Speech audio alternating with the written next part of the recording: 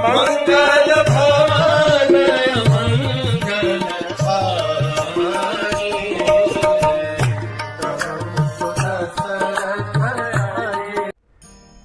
हरे कृष्णा।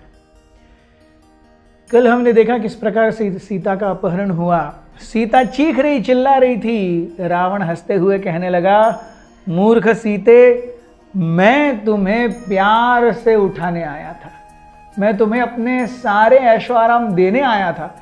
रावण त्रिलोक विजयी रावण स्वयं तुम्हारे पास आया था, तुमने उसकी प्रताड़ना, उनकी आकांक्षाओं को झकझोर दिया। इसका दंड तुम्हें भुगतना पड़ेगा। रावण कहते हैं कि रावण की डिक्शनरी में डिसीट या चालाकी या ठगी जैसा कोई वर्ड ही नहीं है। मैं उसे स्ट्रैटेजी कहता हूं।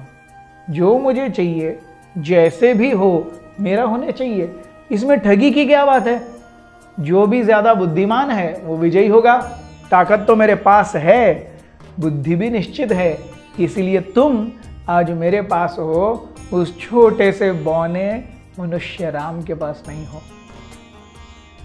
सीता चीखने लगी, चिल्लाने लगी, जोर जोर से राम को, लक्ष्मण को पुकारने लगी। लेकिन अब क्या फायदा था? पुष्पक विमान अपने गंतव्य की ओर उड़ चुका था।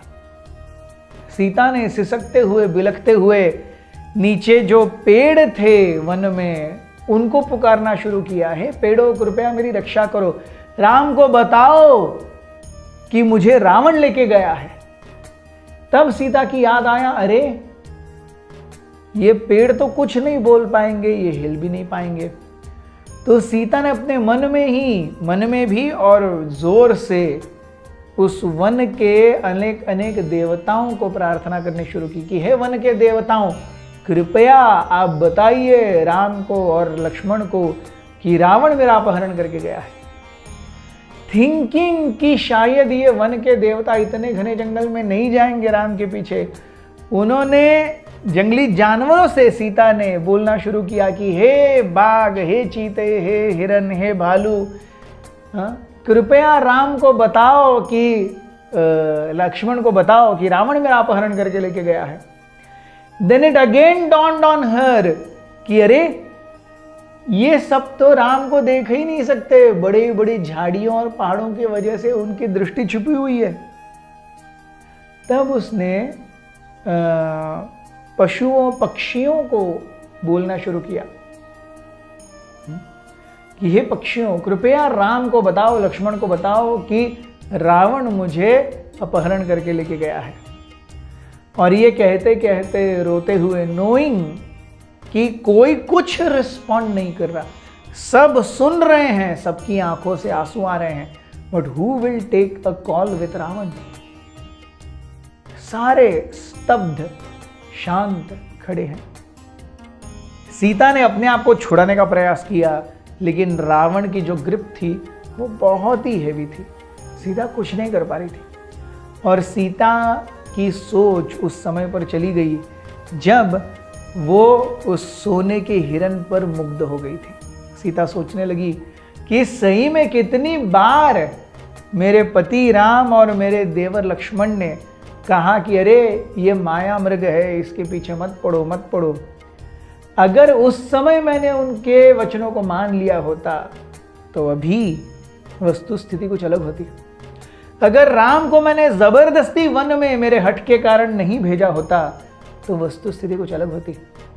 लक्ष्मण इतने अच्छे से, जिसने अपना पूरा जीवन मेरे और उनके भ्राता राम की सेवा करने के लिए समर्पित कर दिया है, अगर उनके इंटेंशंस को मैंने अच्छे से जाना होता तो परिस्थिति आज कुछ अलग होती।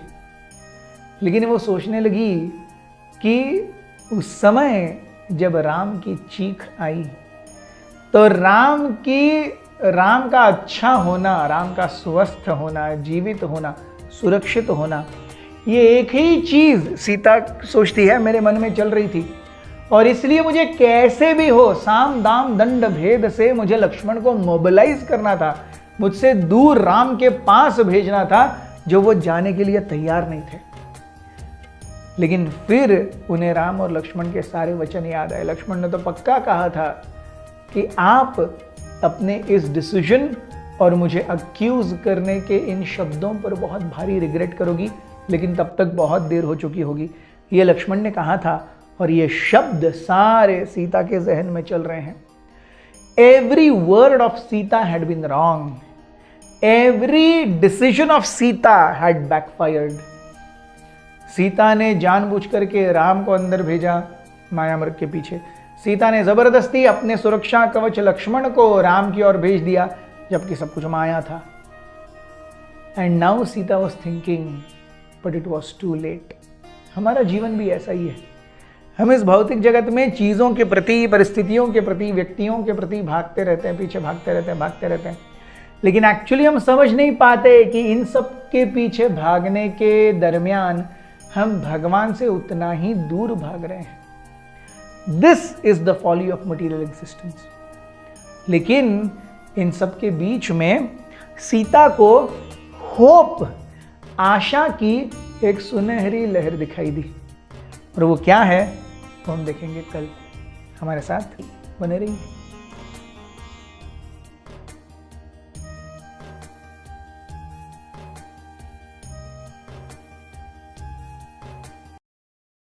हमारे साथ श्री रघुनाथ तो किस बात की चिंता, हमारे साथ श्री रघुनाथ तो किस बात की चिंता।